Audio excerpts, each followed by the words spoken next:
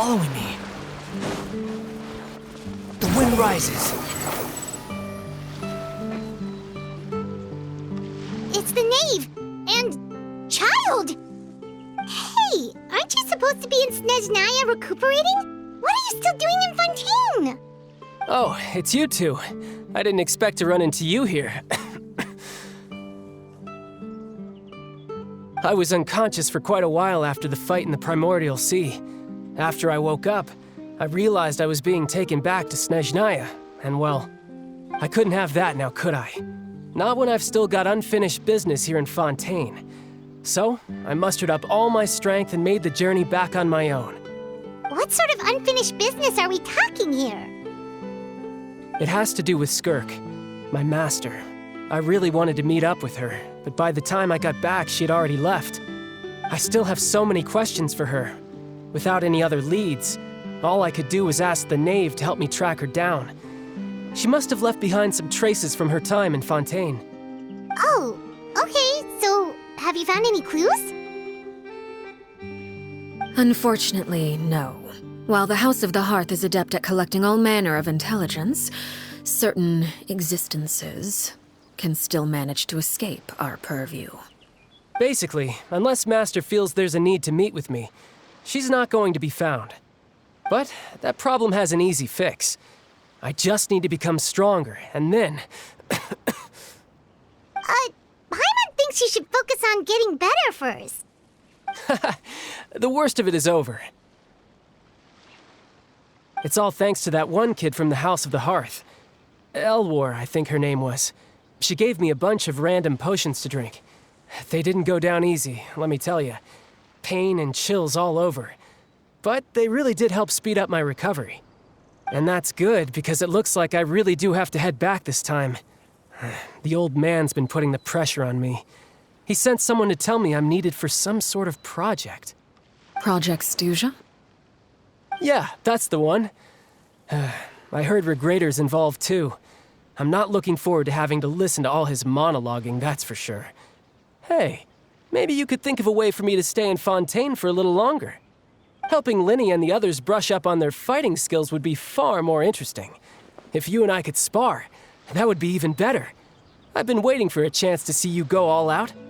And what a sweet little daydream that is. But I also have a role to play in all this. I'll be leaving Fontaine shortly as well.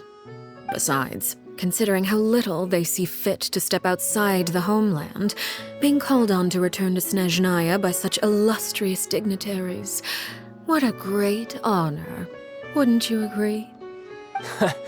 One I could do without, I'd say. Is it just Paimon? Or does it kind of seem like they're...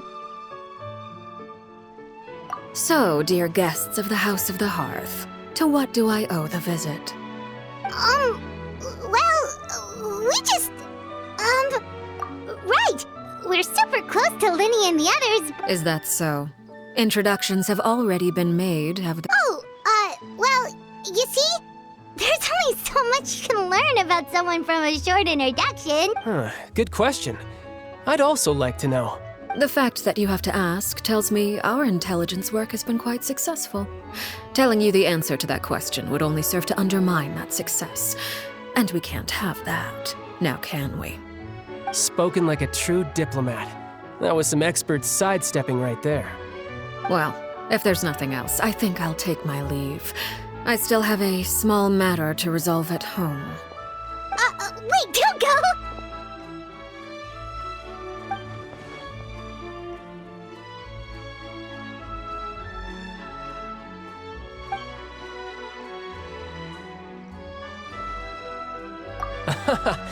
I'd also like to hear the answer to this. I've met some of the members of your organization, and they all seemed like really good kids. They actually reminded me of Tonya and Tusser. Which, by the way, if you ever betray them, I'm just letting you know, I won't let you off easy. And why would I betray them? Well, you've already betrayed the House of the Hearth once, haven't you? At least, that's what I heard.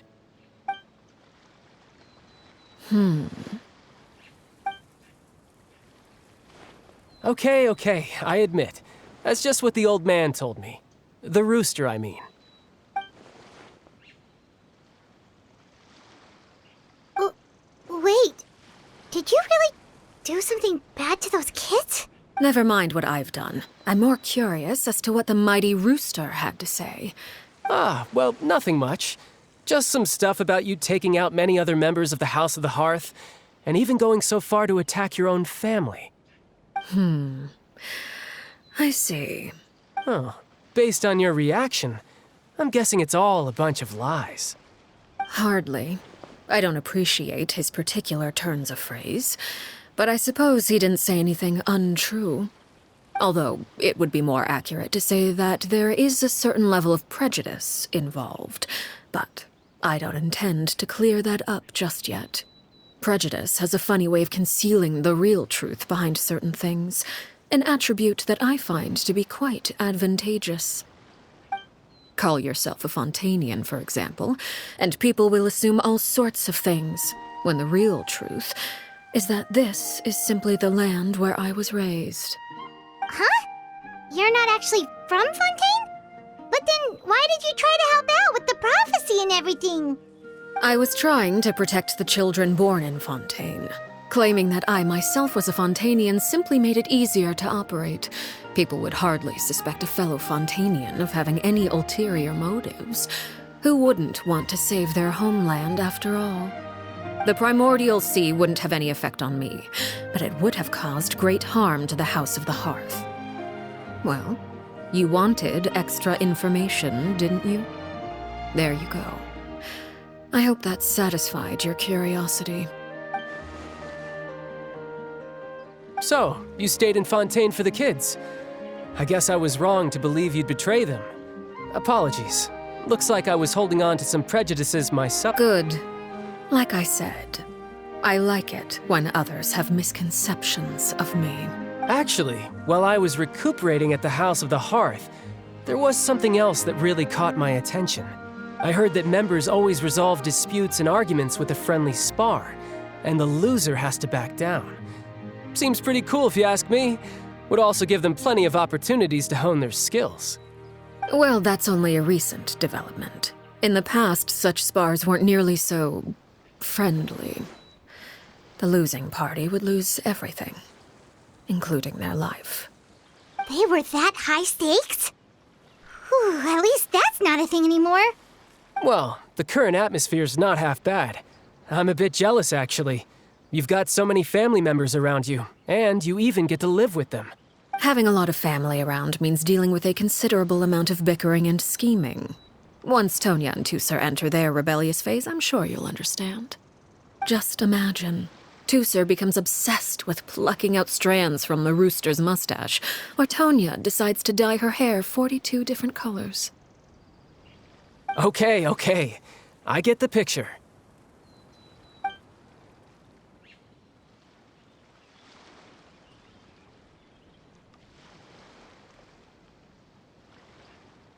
Well, would you look at the time? I should probably get going. Traveler, Paimon, I'm not sure where our paths will cross next, but the next time we run into each other, we should definitely try and find some time to spar. Again, maybe this is a conversation we can have when you look less like you're gonna keel over. All right. Well, thanks for everything, Arlecchino. No thanks necessary. You also played a part in obtaining the Gnosis. I would say we can call ourselves even. I like the sound of that. Well, I'm off. See you all some other time. We should probably get going too. Do you want to head back with us? Oh? You want me to leave so soon? Oh, well, you see, I'm rather enjoying the evening breeze. If you don't mind, I think I'll stick around for a bit. I have some things to think about. Apologies for not attending to you like a proper host. Please forgive this slight. I do hope you'll have a pleasant stay. We managed to keep her distracted until nightfall. Good thing